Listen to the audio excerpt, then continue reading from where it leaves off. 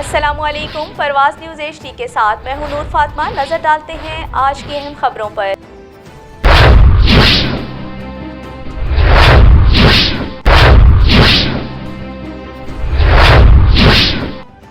پاکستان سنی تحریک کلات کے زیر اہتمام تنظیمی کام کو بہتر کرنے کے لیے ایک اہم اجلاس ضلعی صدر زبیر احمد بلوچ کی صدارت میں منعقد ہوا، جس میں خصوصی شرکت کلات ڈویژن کے صدر مفتی محمد رضا امجدی نے کی اور اس دوران کلات کے تحصیل صدر حافظ محمد رضا پندرانی و دیگر کارکنان و ذمہ داران نے کثیر تعداد میں شرکت کی۔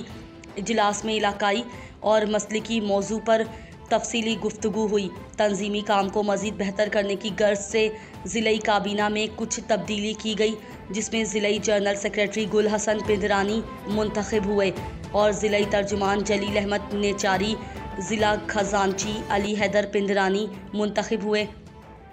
نئے کابینہ میں شامل ہونے والے دوستوں کو تمام کارکنان نے خوش آمدید کہا اور مبارکباد پیش کی اور امید ظاہر کی کہ نئے عہدیداران انشاءاللہ مشن سلیم قادری پر اور مرکز کی اطاعت کرتے ہوئے کلات میں تنظیمی کام کو مزید مضبوط کریں گے۔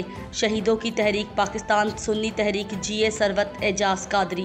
رپورٹر باسط بروہی، حبل ازبیلا۔